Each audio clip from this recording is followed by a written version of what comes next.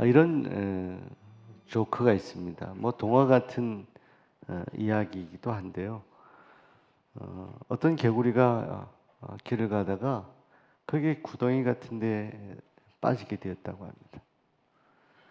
다급하게 살려달라고 그렇게 개구리가 애원하는데 주변에 이렇게 가던 이 친구 개구리들이 보고 꺼내려고 하는데 이게 잘 안 되는 거예요. 애를 쓰고 노력했는데 잘 안 돼서 그 개구리들이 돕다가 그냥 돌아갔다고 합니다. 포기하고. 근데 그 다음날 됐는데 그 구덩이에 빠졌었던 개구리가 나와서 팔짝팔짝 뛰고 놀고 다니는 거예요. 그래서 친구 개구리들이 야 어떻게 해서 그 구덩이에 빠져 있었는데 어제 그렇게 애를 썼는데 못 나왔는데 어떻게 된 거냐 물어봤더니 그 개구리가 그렇게 말을 하더래요. 어저께 자네들이 다 가고 나서 그리고 나서 야 이대로 죽겠구나 하는데 아니나 다를까 저쪽에 트럭 한 대가 달려오는데 여러분 그 트럭이 이 개구리가 있는 그 구덩이를 이렇게 지나가면은 개구리가 압사하고 죽을 것 같은데 본인이 그렇게 느꼈나 봐요. 곧 죽을 것 같아서 필사적으로 내가 스스로 거기에서 나왔다고. 여러분 개구리 친구들이 도와줬는데 나오지 못했던 그 구덩이에서 스스로 나올 수 있었던 것은 사실은 최선을 다하지 않았던 어제의 일을 반성하며 트럭이 왔을 때 최선을 다해서 거기에서 필사적으로 뛰어나올 수 있었기 때문에 자기 스스로의 힘으로 최선을 다했기 때문에 그 일도 가능했다는 그런 이야기예요. 우스갯 이야기인데 이 이야기가 우리에게 주는 교훈 같은 것이 있습니다. 우리가 때로는 어려움에 처하고 또 힘든 일을 만나고 할 때 우리 자신에게는 내가 최선을 다했지라고 말은 하지만 정작 사실은 최선을 다하지 못하고 그렇게 그 일을 흘려보낼 때가 있습니다. 여러분 오늘 우리 삶에 주어진 일, 특별히 하나님께서 우리에게 맡겨주신 일에 대해서 우리가 최선을 다하며 살아갈 수 있는 믿음의 사람들이 다 되시기를 소원합니다. 우리 옆 사람에게 힘껏 최선을 다해 살아갑시다.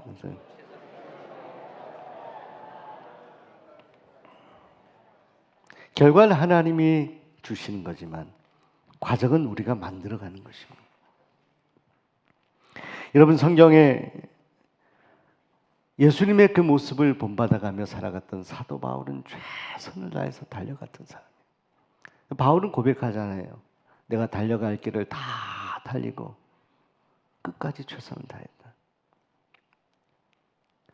바울이 그렇게 고백할 수 있었던 것은 그저 허언이 아니라 말만 하는 것이 아니라 그렇게 살았습니다.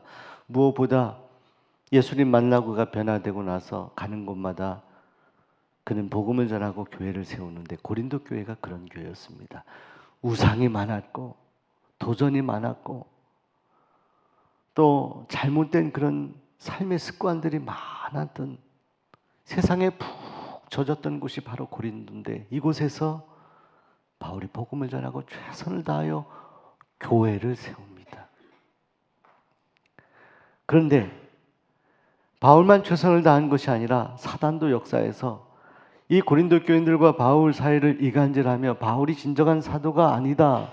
그는 당신들을 정말 사랑하는 사람이 아니다라고 그렇게 잘못된 그런 생각을 전하던 그런 사람들도 있었습니다. 도전하는 사람들. 그래서 일부 교인들은 그런 말을 듣고 바울을 오해하기도 하고 바울을 미워하기도 했다는 거예요. 그런데 사도 바울은 여전히 그럼에도 불구하고 그가 얼마나 서운했겠어요. 바울은 나름대로 교회를 위해서 최선을 다해서 달려갈 길을 다 달려왔고 복음을 전하고 하나님의 백성들을 위하여 기도해 왔는데 그런 이야기를 들었을 때 많이 서운한 마음이 있었죠. 그런데 자 오늘 읽은 말씀은 바로 그러한 관계에 있어서 바울의 심정 그리고 교인들의 고린도 교인들의 심정 가운데 일어났던 그런 것들을 배경으로 해서 서운하고 섭섭하고 오해 있는 그런 마음들 가운데 바울이 먼저 이 고린도 교인들에게 자신의 마음, 심경을 새롭게 고백하는 내용입니다. 뭐라고 이야기하냐면 11절 말씀을 보시게 되면 사도 바울은 이렇게 고린도 교인들을 향하여 고백하고 선언합니다. 너희를 향하여 우리의 입이 열리고 우리의 마음이 넓어졌다, 이렇게 표현합니다. 입이 열리고 마음이 넓어졌다. 여기서 우리라고 표현하는 것은 바울을 포함한 동역자들을 말하는데, 이것은 정확히 말하면 바울의 마음을 말하는 겁니다. 내 마음이 넓어졌고, 그리고 그 전에 내 입이 열리기 시작했다라고 그렇게 바울이 말씀을 하는 거예요. 자, 그러면서 바울은 이 고린도 교인들에게 내 마음은 이러해서 완전히 내 마음이 정리가 되고 여러분들을 향한 내 마음이 정말 이렇게 좋아졌기에 당신들도 나를 향한 그 마음이 그리 했으면 좋겠다. 그러면서 13절에 당신들의 마음이 넓어지면 좋겠다라고 그렇게 권면의 말씀을 하고 있는 것입니다. 사랑하는 여러분, 바울은 고린도 교인들에게 마음을 넓히라고 권면하기 전에 먼저 자신의 모습을 이야기하면서 자신 안에 정리된 것이 마음이 넓어지기 전에 먼저 입이 열렸다라고 고백을 하거든요. 이것은 굉장히 중요한 영적인 의미가 있습니다. 여러분, 하나님의 사람들, 은혜 받은 사람들, 성령께서 역사하시는 하나님의 백성들은 입이 열려야 됩니다. 혀가 열려야 되고요. 여러분, 구약의 시편 81편 말씀이 생각이 났어요. 81편 10절에 이런 말씀이 있습니다. 나는 너를 애굽 땅에서 인도하여 낸 여호와 내 하나님이니 내 입을 크게 열라 내가 채우리라. 입을 열라고 합니다. 여러분, 이것은 마치 하나님이 만드신 피조물이었던 새, 그 새의 새끼에게 먹이를 가져다 주는 어미새의 모습과 비슷합니다. 저도 어렸을 때 보면 이 제비집 이렇게 보면 새끼들이 이렇게 입을 벌리고 있는데 거기에 어미가 지렁이나 이런 먹이를 물어다가 그 새끼 입에 넣어주는 모습들. 여러분, 입을 벌리고 있는 새끼들은요, 전적으로 어미를 신뢰합니다. 어떤 것을 줄까? 혹은 문제가 있는 음식을 주지 않을까 염려하지 않고 입을 벌리고 어미가 주는 것을 그대로 받아 먹거든요. 이것은 하나의 신뢰 관계 속에서의 어떤 입을 벌리는 행위라고 말할 수 있습니다. 시편에서 시편 기자가 너의 입을 벌리라, 이것은 무엇이냐? 과거 이스라엘 백성들에게 하나님께서 은혜를 주셔서 애굽 땅에서 그들을 이끌어낸 하나님께서 여전히 너희를 사랑하시기에 너희는 그 하나님을 신뢰하고 입을 크게 벌려라. 벌리는 만큼 하나님은 채울 것이다. 사랑하는 여러분, 시편을 염두에 했는지 모르겠지만 바울은 그런 마음으로 입을 열 것을 본인이 결단하고 그리고 고린도 교인들의 입이 열리기를 소원하고 그래서 그 마음이 넓혀지기를 간절히 소원한 마음으로 권면하는 것입니다. 여러분, 우리가 입을 열어, 입술을 열어 우리 하나님을 갈구하면, 기도하면, 찬양하면 우리가 하는 것 같잖아요. 우리만 하나님께로 하는 것 같잖아요. 그런데 이 시편의 영적인 진리, 오늘 고린도 교인들을 향하여 바울의 입이 열렸다라고 하는 것은 아주 놀라운 영적인 진리가 있어요. 의미가 있어요. 우리가 입을 열어 찬양하고 기도하고 하나님 말씀을 낭독하고 봉독할 때 그 입을 통해 하나님은 우리에게 놀라운 것을 주신다는 거예요. 우리만 뱉어내는 게 아니라는 거예요. 우리가 하나님을 찬양하고 말씀을 외우고 말씀을 선언할 때 우리 마음에 감동이 되는 하나님의 뜻대로 우리의 언어가 나올 때 그래서 우리 입이 열려질 때 하나님은 그 입을 통해 훅 하고 귀한 것을 주신다. 더 큰 은혜와 감동과 말로 표현할 수 없는 그런 영적인 선물을 우리에게 주신다는 거예요. 여러분, 성도는 입을 열어야 됩니다. 사람과의 대화하기 위해서 우리가 소통하기 위해서 입을 열어야 될 뿐만 아니라 먼저 하나님을 향하여 우리 입을 열어야 됩니다. 중요할 때 우리 입을 열어야 됩니다. 하나님 우리 마음에 입을 열라고 할 때 반드시 열어야만 합니다. 여러분, 순종이라는 것은요, 하나님이 뭐라고 내게 말씀하실 때 그때 즉시 순종하는 거예요. 내가 힘들고 어려워도 그 말씀 붙들고 나에게 하라고 하실 때 해야 내 마음에 여러분 안에서 싸우는 거예요. 바울은 항상 안에서 싸운다 그러잖아요. 할까 말까, 말할까 말까. 복음을 전할 때도 이 사람에게 복음을 전할까 말까. 어떤 데 미워하던 사람이 정말 있었지만 기도할 때 그 사람에게 다시 한번 내가 당신을 여전히 신뢰하고 함께 좋은 관계로 지내고 싶어요. 말할까라고 하는 동시에 그 마음을 닫아버리게 하는 역사가 있어요. 그런데 여러분, 우리의 입을 열도록 하나님이 우리 마음에 일하실 때는 반드시 우리 입을 열어야 합니다. 가정 안에서, 교회 안에서, 직장에서 마찬가지입니다. 어저께 제가 주례를 잠깐 하게 됐는데 신랑 신부에게 그런 말을 했습니다. 어떤 일이 있어도 아무리 힘들고 답답하고 그럴 일은 없겠지만 그런 일이 생길 수도 있다라는 가정하에 상대에 대해 마음이 다쳐도 대화해라. 소통해라. 입을 열어라. 아무리 불편한 관계에 있는 사람이라 하더라도 입을 열기 시작하면 관계가 회복이 되는 것을 경험하게 되는 것. 이건 굉장히 중요한 겁니다. 그런데 먼저 우리가 입을 열어야 되는 대상은 하나님입니다. 그 하나님을 향해 입을 열 때 하나님이 우리에게 주신 은혜로 말미암아 사람들을 향한 우리의 입술이 열리게 되는 것이기 때문입니다. 마가복음 10장에 보시게 되면 거기에 소경, 앞을 보지 못하는 가난한, 잘 일어나 활동하지 못하는 그런 바디메오라고 하는 사람이 소개되어 있습니다. 근데 그분에게 소식이 들려지기를 예수님이 근처에 오신다는 거예요. 예수님이 근처에 오셨어요. 그때 바디메오는 이것이 영적인 기회이다라고 생각하는 거예요. 여러분, 저는 여기 있는 성도들뿐만이 아니라 세상에 있는 많은 사람들에게도 하나님이 지금 기회를 주시는 그런 일들이 있다라고 생각해요. 성경에 보면 불신자들이 예수를 믿는 역사를 볼 때 지금 이 세상에서도요, 성전 안에서뿐만이 아니라 얼마든지 세상에서 하나님이 일하고 역사하는 일들이 있다라고 생각해요. 바디메오가 주님이 오신다는 소식을 듣고 그는 입을 엽니다.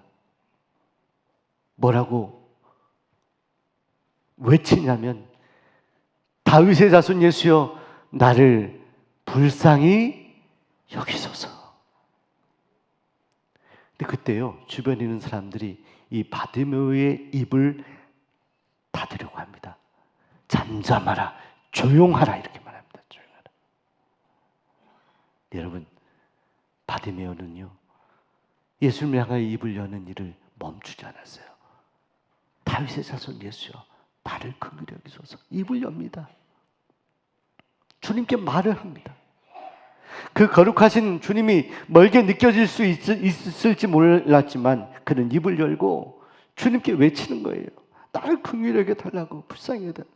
주님이 그 소리를 듣습니다. 말하는 것을 잠잠하라고 한 사람들을 오히려 다그치면서 계속 말하게 하시죠. 우리 주님, 우리 바디메오에게 묻습니다. 너가 뭘 소원하냐? 무엇을 원하느냐? 그때 바디메오가 주님께 말합니다. 제가 보기를 원합니다. 바디메오 소원은 다른 것이 아닙니다. 보기를 원합니다. 여러분, 이 소원이 오늘 우리의 소원이 되기를 소원합니다. 영적인 눈이 떠지고요, 우리가 보지 못했던 것들이 보여지는 역사가 있게 되기를 소원합니다. 어디서부터? 그래서 주님은 이 바디메오를 치유하시는데 어디서부터 이 영적인 놀라운 기적 같은 일들이 시작되느냐? 바로 바디메오의 입술이 열리면서부터 시작됐거든요. 그 입이 열리면서부터, 주님을 향해 입이 열리면서부터 그는 이제 점차 성경에 나와 있지 않지만 사람들과의 관계가 회복되었을 것입니다. 사도 바울은 말하는 겁니다. 잠시 고린도 교인들 향한 서운한 이런 마음들, 이런 것 때문에 마음이 다쳤고 입이 다쳤는지 모르겠지만 지금 나는 완전히 하나님의 은혜로 내 입이 열리고 내 마음이 열렸으니 당신들도 그리하면 좋겠다라고 이야기를 하는 거예요. 당신들도 다친 마음을 열고 나를 대하길 원하고 주변에 있는 사람들을 대하기를 원한다라고 말을 하는 것입니다. 여러분, 17세기 만유인력의 법칙을 발견한 뉴턴이 그가 연구하는 사람이었는데 이런 일화가 있다고 합니다. 그가 연구에 몰두하고 있어서 책상에 앉아 있는데 그때 파리가 왔다 갔다 해서 귀찮게 하는 겁니다. 여러분, 저도 이제 어제 저녁에도 이렇게 누워 있는데 잠을 이렇게 자려고 하는데 귀에서 예 하는 소리가 들리더라고요. 무슨 소리 같아요? 전 이상해요. 모기가 때만 되면, 여름이 되면 제가 초청도 안 했는데 꼭 오더라고요. 여러분도 그러신가요? 그래서 제가 모기를 이렇게 잡으려고 딱 박수 쳤는데 잡았을까요? 못 잡았을까요? 제가 30대 같으면 잡았을 텐데 지금 조금 이게 동작이 돼요. 한 박자가 혹은 반 박자가 딱 쳤으면 잡혔나 했는데 여기는 없고요. 잠시 후에 또 귀에서 잉 소리가 이 뉴턴이 그런 경험했나 봐요. 파리가 와서 귀찮게 한다. 뉴턴은 아주 동물적인 감각으로 파리를 딱 잡았어요. 잡았는데 그 파리를 죽이지 않고 창문 열고 날려보내면서 뉴턴이 했던 아주 유명한 말이 있습니다. 그가 이렇게 말했다고 합니다. 세계가 이렇게 넓은데 왜 저 파리는 내 얼굴 주변만 맴돌면서 나를 괴롭히지? 세계가 이렇게 넓은데 왜 파리는 나한테만 할수록 귀찮게 하지? 여러분, 이 파리 이야기를 하면서 저는 그런 생각을 하게 됐어요. 오늘 우리가 살아가는 어떤 가치관이나 생각이나 사고가 내가 가지고 있는 선입견들이나 이런 생각으로 내 안에서만 맴돌고 있는 것은 아닌가? 내 안에 동굴에서만 맴돌고 있는 것은 아닌가? 오늘 고린도 교인들에게 말하잖아요. 왜 당신들의 마음이 이렇게 좁아져 있느냐고. 마음을 넓히라고. 우리가 조금이라도 마음을 넓히는 쪽으로 가야 되는데 그러지 못하고 계속해서 좁아진 마음으로 우리가 어떤 일들을 판단하고 우리가 사람들을 대하며 살아가는 모습들이 우리 안에 있지는 않은가. 자, 그런 우리를 향해서 고린도 교인들을 향하여 하신 말씀처럼 자, 너희들 살아가는 하나님의 자녀들로 살아가는 나의 자녀들아, 너희의 마음을 넓히기를 원한다. 좁아지지 말고 넓혀라. 먼저 하나님을 향하여 넓혀라. 여러분, 오늘 욥기 새벽에 말씀을 전했습니다. 우리 욥기서를 새벽마다 말씀을 전합니다. 의인이었던 욥이라고 했던 욥이 정작 고난을 당하니까 욥의 입술에서 불평이 나오고, 불평만 나오나요? 원망이 나옵니다. 왜 나를 태어나게 하셨습니까? 욥이 그 고난 가운데 자꾸 죽음만 생각해요. 더 살 필요가 없다라는 생각. 욥의 입장에서 보는 하나님과 실제로 그 하나님께서 욥을 향한 계획과 마음은 다른 것이에요. 우리 인생은 언제나 그런 것 같아요. 우리가 자녀가 어머님을 생각할 때 우리가 생각하는 어머님과 어머님이 우리를 생각하는 것은 엄연히 다르잖아요. 자녀를 키워보면 알죠. 그때 비록 부모님의 마음을 이해하게 되잖아요. 그런 것처럼 욥은 이 고통 가운데 하나님은 의인이라고 해서 사단과 시합을 하는데 그런데 정작 욥은 무너져요. 그 의인 욥이 하나님을 오해해요. 여전히 하나님을 향한 기도를 하지만 왜 이유 없이 나에게 고통을 주십니까? 라고 반문하잖아요. 그의 마음이 좁아지죠. 고난 가운데 그 마음이 좁아져요. 넓어지지 못해요. 하나님을 향한 시각이 좁아져요. 욥만 그런 것이 아닙니다. 여러분, 요나서에 보게 되면 여러분, 요나 선지자가요, 하나님께서 가라고 하신 니느웨로 안 가고 다시스로 가다가 풍랑을 만나서 제비 뽑기에 의해서 그가 바다로 던져지게 되고 물고기에 삼키어서 결국 토해낸 곳이 니느웨, 결국 하나님이 가라고 하신 니느웨로 도착하게 됩니다. 거기에서 하나님의 뜻대로 말씀을 전하게 돼요. 회개하라, 이런 말씀이에요. 그런데요, 요나가 말씀을 전할 때 니느웨 사람들이 정말 회개하게 돼요. 그러면 기쁜 일이잖아요. 그런데 요나서 4장은 이 회개하는 니느웨 사람들을 향하여 요나가 어떤 반응을 하고 있는지에 대해서 설명합니다. 4장 1절 말씀을 보시게 되면 이렇게 기록이 되어 있어요. 요나가 매우 싫어하고 성내며라고 표현합니다. 요나가 왜 성을 내고 화를 냈을까요? 니느웨 사람들이 변화되는 것이 싫은 거예요. 이스라엘 사람들을 항상 괴롭혔던, 하나님을 섬기는 백성들을 괴롭게 기피고 귀찮게 하고 고통을 주었던 그들이 변화되어 우리와 같은 하나님의 사람들이 되는 것이 싫은 거예요. 하나님의 말씀을 붙잡고 하나님의 말씀을 전했음에도 불구하고 요나는 자기 안에서 맴도는 생각들, 감정과 그 고집을 꺾지 못하고 마음이 더 좁아져 있던 거예요. 하나님의 사명을 붙들고 니느웨 땅에 가서 일을 하고 있음에도 불구하고 요나의 마음은 넓어지지 않았어요. 그때 요나를 향하여, 요나는 그렇게 이해합니다. 하나님은 자비하셔서 이 사람들을 용서하시고 받아주실 것을 알고는 있었습니다 하면서도 그 다음에 요나는 고백합니다. 제가 더 살고 싶지 않습니다. 여러분, 그런 요나에게 하나님 박넝쿨 그늘을 주시고 쉼을 주시는데 그 박넝쿨 벌레가 다 갉아먹어서 떼약볕이 되니까 다시 요나가 불평하죠. 그때 하나님께서 요나에게 뭐라고 말씀하십니까? 내가 이 박넝쿨로 말미암아 성내는 것이 어찌 옳으냐? 하룻밤에 났다가 하룻밤에 말라버린 이 박넝쿨을 내가 아꼈거든. 하물며 이 큰 성읍 니느웨에 있는 좌우를 분별하지 못하는 12만 명의 영혼들을 내가 어찌 아끼지 아니하겠느냐? 나는 이들을 아낀다. 내 마음으로 너도 이 성에 있는 사람들을 아끼고 너의 마음을 넓히기를 원한다. 오늘 여러분의 마음은 어떻습니까? 우리 옆 사람에게 마음을 넓힙시다. 마음을 넓힙시다.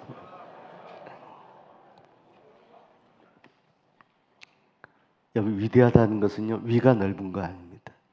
오늘 여러분 삼계탕 맛있게 드시기 바랍니다. 너무 과식하시지 마시고.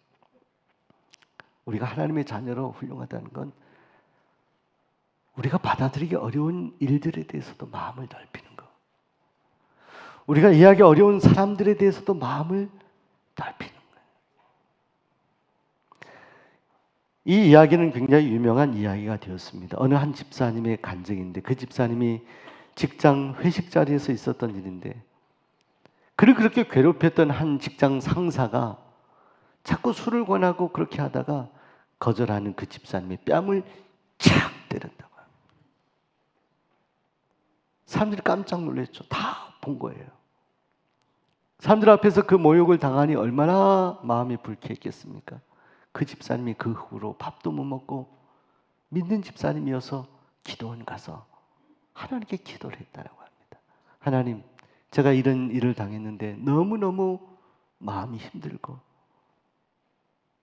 수치를 당한 것 같아서 제가 살기가 어렵습니다. 하나님, 그 상사를 어떻게 조치해 주시면 안 될까요? 성경에 시편의 원수라고 말했던 그 원수가 바로 그런 사람 아닙니까? 자, 이렇게 기도하는데, 그런데 이 집사님의 마음에 하나님이 주시는 전혀 생각하지 않았던 감동이 밀려 들어오더래요. 이렇게 주님께서 말씀하시는 것 같이 음성이 들렸다고 합니다. 사랑하는 아들아, 너는 겨우 뺨 한 대 맞은 것으로 그렇게 분하고 억울하냐?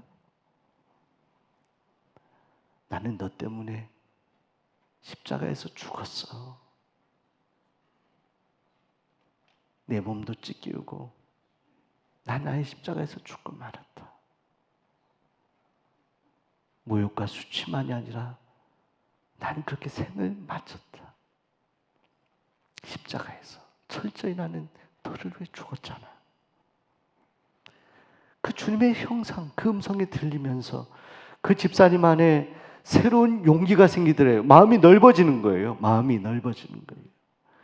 그 상사 향한 마음이 넓어지는 가운데 기도원을 내려왔는데 이 직장은 난리가 났다는 겁니다. 본인뿐만 아니라 그 상사 때문에 괴롭힘을 당한 사람들로 인해서 그 상사가 탄원서를 받아서 결국 직장에서 쫓겨나는 위기에 처했는데, 자신이 뺨을 때는 그 일까지 포함되어서 이 직장 상사가 어려움을 당할 때 이 집사님의 마음 속에 우리 주님의 마음이 들어오더래요. 주님이 나의 마음에 감동하신 대로 제가 그렇게 하겠습니다. 오히려 공주에 몰린 이 직장 상사를 살리기 위한 최선의 노력을 하고 기도를 하면서 직장 동료들을 설득해 나가서 이 사람이 결국 직장에서 쫓겨나지 않고 그 자리에 머물게 되었다고 합니다. 그런데 하나님께서 이 집사님의 마음을 감동하셨던 그 성령의 감동이 집사님에게서 그 완악한 직장 상사에게로 옮겨간 거예요. 성령의 불이 도저히 예상하지 않았던 이 사람에게 옮겨간 거예요. 이 사람의 마음이 바뀐 거예요. 이 직장 상사의 마음 속에 자신이 모욕했는데 자기를 용서하고 자신을 살려주려고 했던 그 집사님이 믿는 예수님이 보이기 시작했다는 겁니다. 그래서 그분이 진정 예수님을 영접하고 직장에서 예수님을 전하는 직장 선교의 리더가 되었다는 이것은 실화입니다. 실화입니다. 자, 사랑하는 여러분, 오늘 우리의 마음을 넓힌다는 것은 이렇게 중요한 거예요. 우리의 마음을 좁히면 얼마든지 좁아질 수 있을 거예요. 닫을 수 있을 거예요. 그러나 사랑하는 여러분, 오늘 여러분의 마음을 하나님을 향하여 넓히시기 바랍니다. 그리고 사람을 향하여도 넓히시기 바랍니다. 좁아지지 마세요.